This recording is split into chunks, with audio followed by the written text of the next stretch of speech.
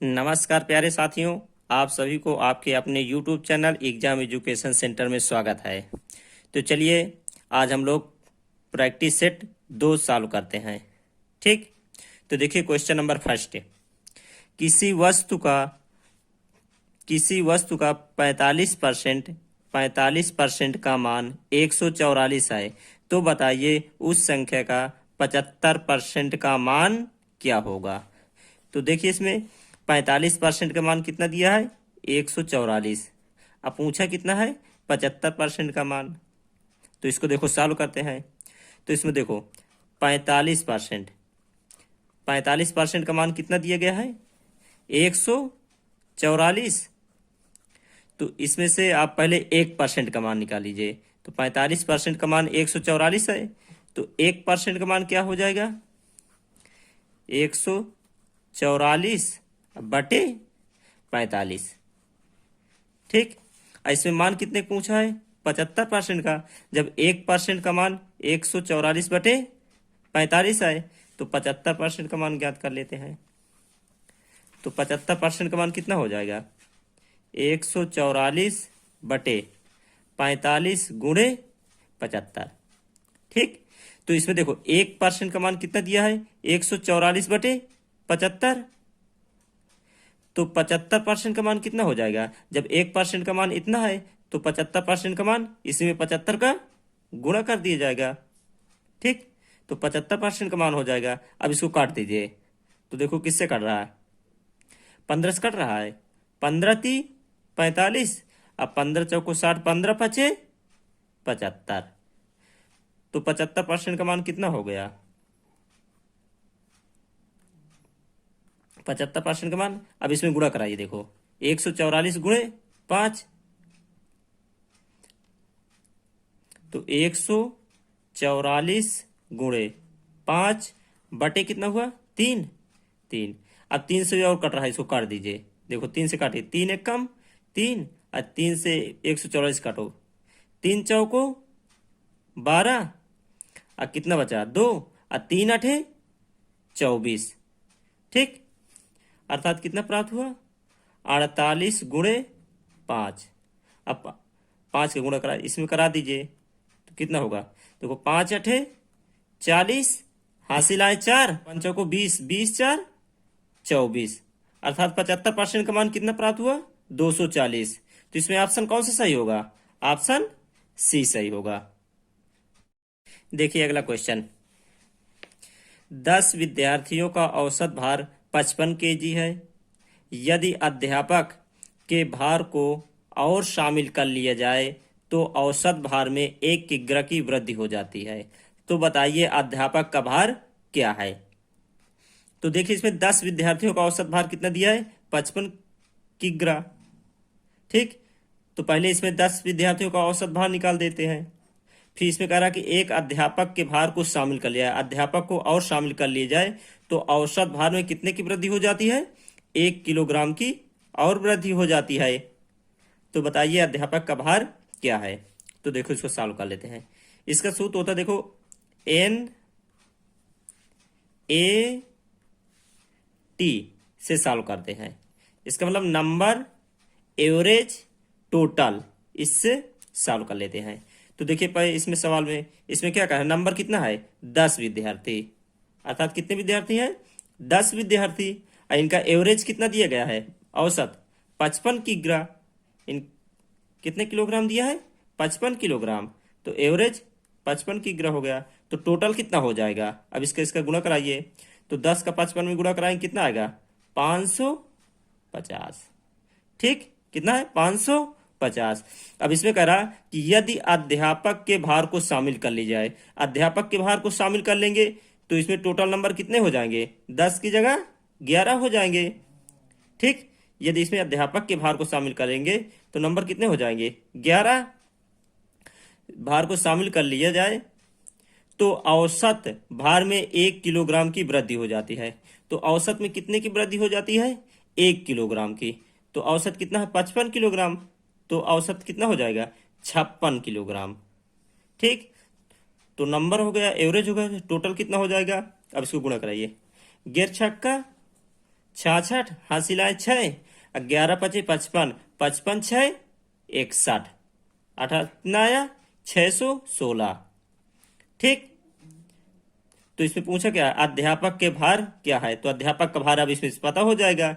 550 है 616, 616 से 550 को घटा दीजिए। 616 से 550 घटाओ कितना होगा, 6 में से 0 गए 6, और ये कितना होगा 11, 11 में से 5 गए 6, अर्थात अध्यापक कितने किलोग्राम के हैं, 66 किलोग्राम का। ठीक, तो इसमें कौन सा ऑप्शन सही होगा, ऑप्शन सी सही होगा। ठीक, देखिए अगला क्वेश्चन। एक चुनाव में दो प्रत्याशी हैं, जीतने वाले प्रत्याशी को 52% मत प्राप्त हुआ और वो 9,600 मतों से चुनाव जीत गया। तो बताइए चुनाव में पड़े मतों की संख्या क्या है। तो चुनाव में पड़े मतों की संख्या ज्ञात करना है। तो इसमें क्या कर रहा है, देखो जीतने वाले प्रत्याशी को 52% मत प्राप्त हुआ। तो जीतने वाले प्रत्याशी को कितना परसेंट मत प्राप्त हुआ, 52%। तो हारने वाला प्रत्याशी कितने मत पाया, अर्थात टोटल मत कितने पड़े 100%। तो 100% में 52% मत जीतने वाला प्रत्याशी पाया, तो हारने वाला प्रत्याशी कितने मत पाएगा 48%। और कह रहा है कि वो 9,600 मतों से चुनाव जीत गया। तो कितने मतों से जीता, 9,600 मतों से भी चुनाव जीत गया। ठीक, अर्थात वो जो हारने वाले प्रत्याशी से 9,600 मत ज्यादा पाया। ठीक, तो बताइए चुनाव में पड़े मतों की संख्या क्या है, अर्थात चुनाव में पड़े मतों की संख्या हमको ज्ञात करना है। तो चुनाव में पड़े मतों की संख्या क्या होगी 100% पर, अर्थात हमें क्या ज्ञात करना, 100% मत ज्ञात करना है।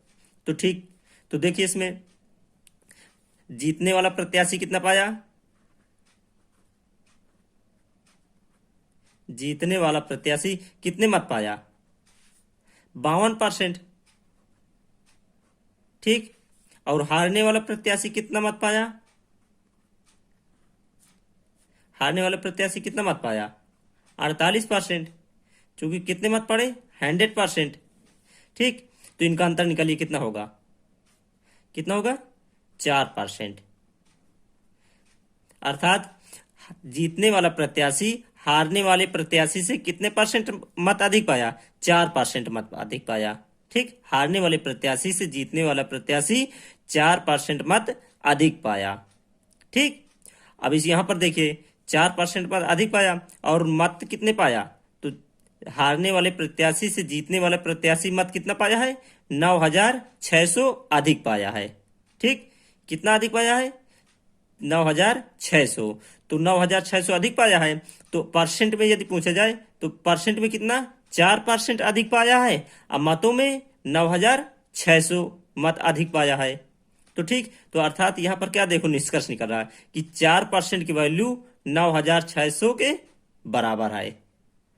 ठीक, इतना समझ में आया। तो देखो 4% की वैल्यू 9,600 मतों के बराबर है। तो इसको कर लीजिए। तो देखिए 4% की वैल्यू 9,600 मत के बराबर है। तो यहां पर 1% का मान ज्ञात कर लिया जाए। तो 1% का मान क्या हो जाएगा 9,600 बटे 4।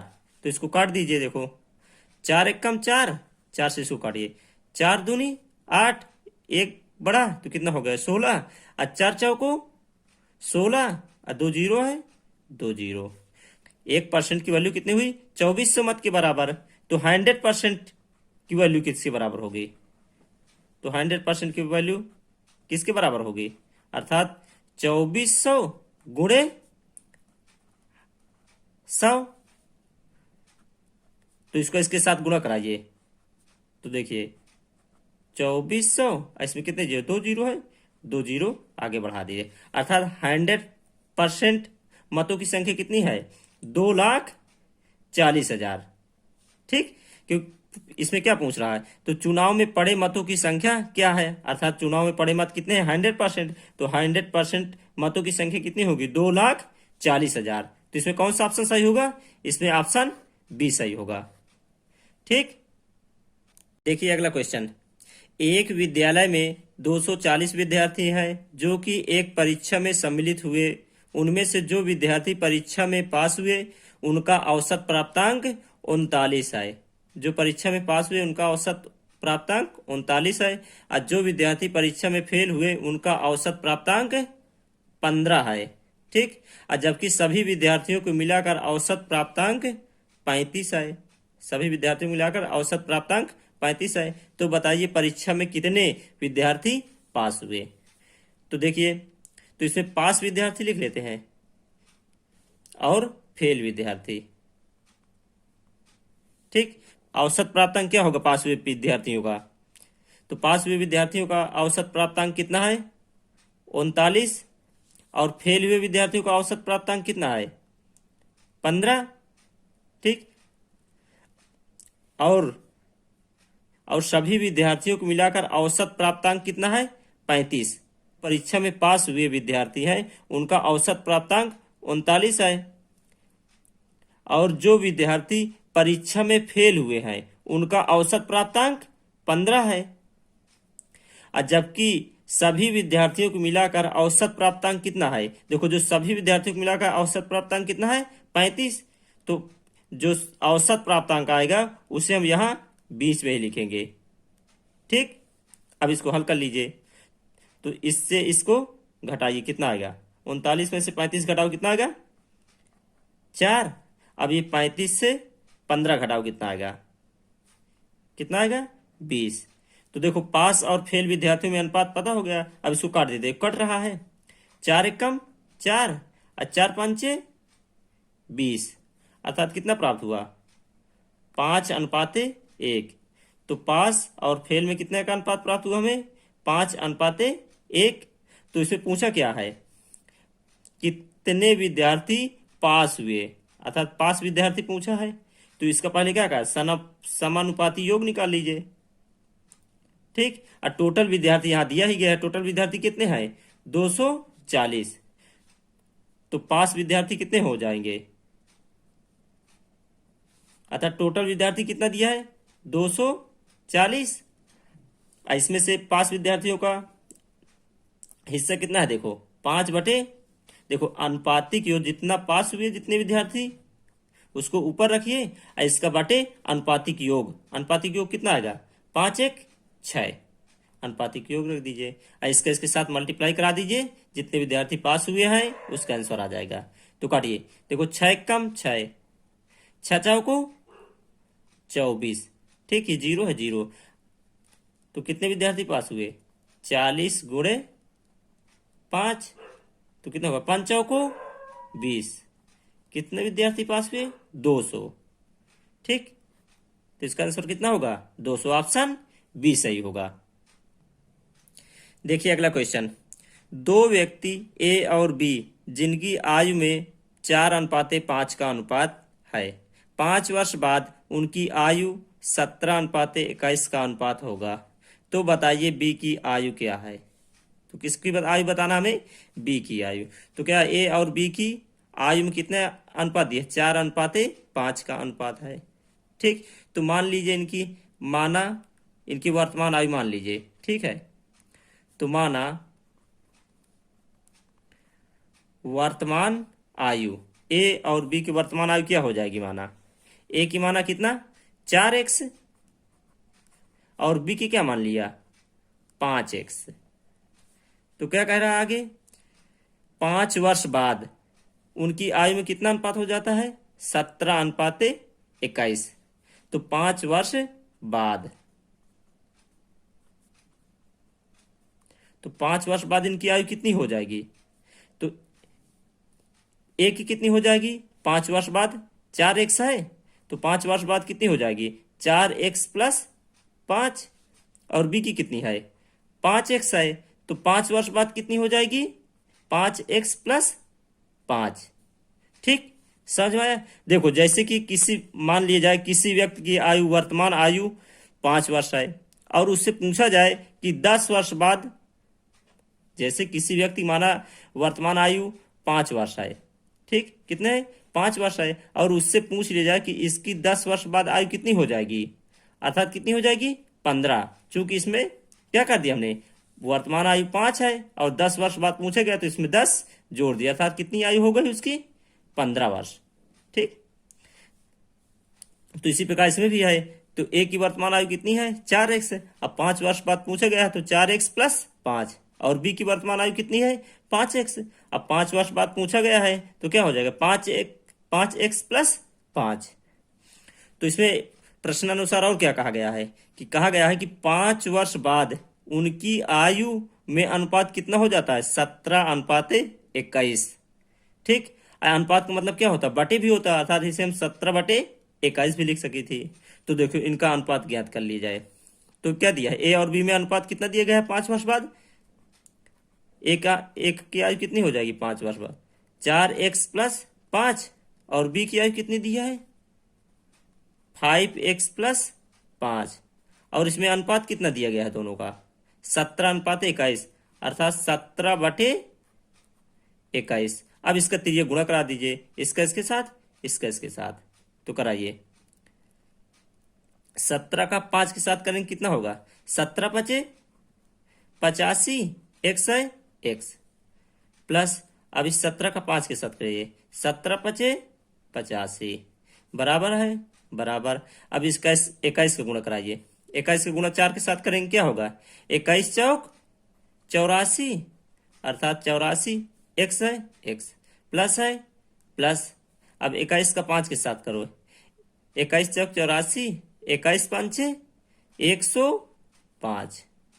ठीक, अभी चर राशियों को एक तरफ कर लिए, अचर राशियों को एक तरफ पक्षांतर कर दीजिए। तो इधर क्या है?